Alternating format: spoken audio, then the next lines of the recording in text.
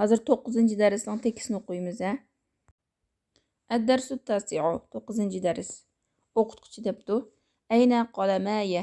Mening ikki qalamim qayerda? Bu asli qalamaniti. Shuning bilan mudaf bo'lgan keyin nun tushib qoldi. Bisawtin alin yuqori ovozda. Ara'aytum qalamayya ya ikhwanu? Qarindoshlarimning ikki dona qalamimni ko'rdinglarmi? Qalamaya bu yerda maf'ulun bihi bo'lganligi uchun alif yo'q o'zgaraydi. Ha huma zaniya ustazu. Bu ikkisi mana ey ustoz. Huma tahta haqibatika. Bu ikkisi sizning so'mkangizning ostida ekan. Hatu dafatirakum ya ikhwanu. Qarindoshlar daftaringlarni akilinglar. Har biringlar sizlardan har biringlar menga ikki daftarni bersin. Yusallimu degan topshirdi, berdi degan gap. Daftarayni. Bu yerda maf'ulun bihi bo'lganligi uchun daftarani di asli daftarayni deb alif yo'q o'zgardi. Ham mudofni ilay bo'lmaganligi uchun, bu mudof bo'lmaganligi uchun nun tushib qolmadi. Daftaran nahvi va daftaras sarfi. Nahvi daftar bilan sarf daftarini akilanglar. At-tullabu yusallimuna lahu dafatirahum. O'quvchilar o'qituvchiga daftarlarini topshirib berdi. Ayna daftaraka ya Hishamu. Hisham sizning ikki dona daftaringiz qani? Sallamtuhuma laka amsi. Tunugun sizga topshirib berdim mushkisini debdi. Asallamtali daftarayka ya Majidu. Majid menga daftaringni berdingmi? Buning ikkilik. Inni nasitu an atiya bihima. Men u ikkisini ib kelishni unutib qoptiman. Ata keldi, atabi ilib keldi. Tanaffus vaqtida yataqib berib, uni ib kelgin, ya'ni u ikki daftarni ib kelgin. Bu kimning daftarlari? Haris. Bu ikkisi mening daftarim. Bu ikkisi Hamidning daftari. Hisham bu yoqqa kel. Daftaringni olgin, ikki daftaringni olgin. Mana bu ikkisi sening savoqdishingning daftari ekan. Mas'ud ikki qarindishing qani? La yahdurani munzu yawmayni aw salasa. U ikkisi ikki yoki 3 kundan buyon kelmayotidi.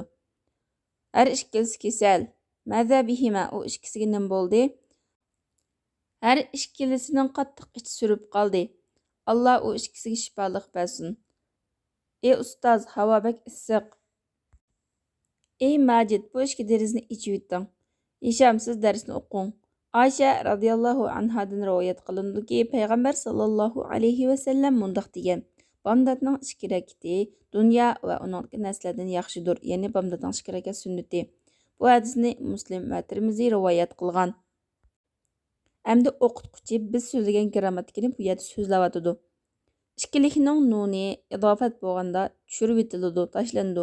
Masalan, rak'ata ikki rakat. Buning aslisi rak'ataniti, ya'ni nun tushib qoldi demakchi. Shuningdek, jami muzakkar salimning nunimi tushib qoladi. Ya'ni mudof bo'lgan chaqda mudofdan tushib qoladi. Masalan, mundaq deysiz: Muslimul yabani, Yaponiyaning musulmonlari. Buning asli muslimunati, mudof bo'lganligi uchun nun tushib qoldi.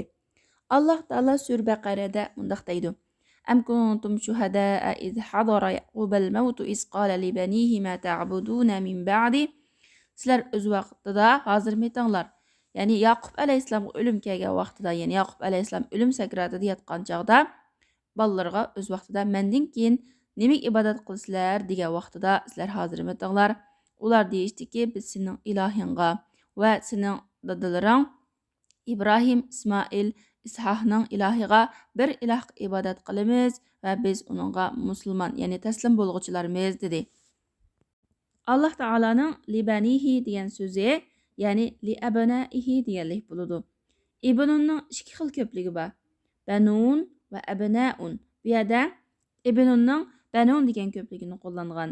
Ya'ni lam kirganligi uchun vav ya o'zgargan libani deb mudaf bo'lganligi uchun nun tashlangan. Tushundinglarmi? Shundoq, yaxshi tushundik. Ey Hamid, izofat bo'lganlik uchun nuni tashlangan ikkilik ismni o'z ichiga olgan bir oyatni keltiring. Hamidning keltirgan oyati bo'lsa, qala ta'ala li Musa alayhissalam fi surati Taha.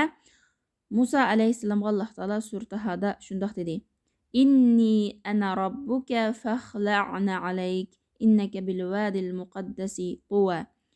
Men haqiqatan sening parvardigoringman, sen oyoqingni sog'in, Sen muqaddas vadi bo'lgan Tuva degan yerdisan. Yani bu oyatdagi izofat bo'lganligi uchun nunni tashlangan so'z bo'lsa-mu na'alayka. O'sha yerda asli na'alayni bo'ladi. İzofat bo'lganligi uchun nunni tashlandi. Na'alayka maf'ulun bihi bo'lg'achqa shun ya shaklida keladi. Asli na'alani. Ahsanta, yaxshi javob berdingiz ey Haris. Payg'ambar sallallohu alayhi vasallamning hadislaridan bir misol keltiring. Qavlun nabiyyi sallallohu alayhi vasallam li Aisha radhiyallohu anha. Payg'ambarimiz sallallohu alayhi vasallamning Oysha radhiyallohu anhaga degan muni so'zidir. Ey Oysha, inna aynayya tanamani va la yanamu qalbi. Mening ikki ko'zim uxlaydi, lekin qalbim uxlamaydi. Muttafaqun alayhi birlik qilingan hadis. Bu hadisdagi izofat bo'lganligi uchun nun tashlangan ikkilik ism aynayya. Bu asli aynayni di. Ya qo'shilganligi uchun nun tashlandi. Ahsanta, yaxshi javob berdingiz. Yadkhulu va yusallimu thumma yaqulu. Kirib salom qiladi, unda mundaq deydi. Ey qarindoshlar, oxirgi 2 soatda sizlarning qaysi darsinglar bor? Har ikkisi Qur'on Karimning darsi, yana har 2 soatlik dars Qur'on Karimning. Qur'on Karimning o'qituvchilari mudir bilan yig'inda, ya'ni yig'in echiyotdi. Sizlar 3-soatlik darsdan keyin qaytib kelsanglar bo'ladi. Shuning bilan 9-darsning tekisi tugadi.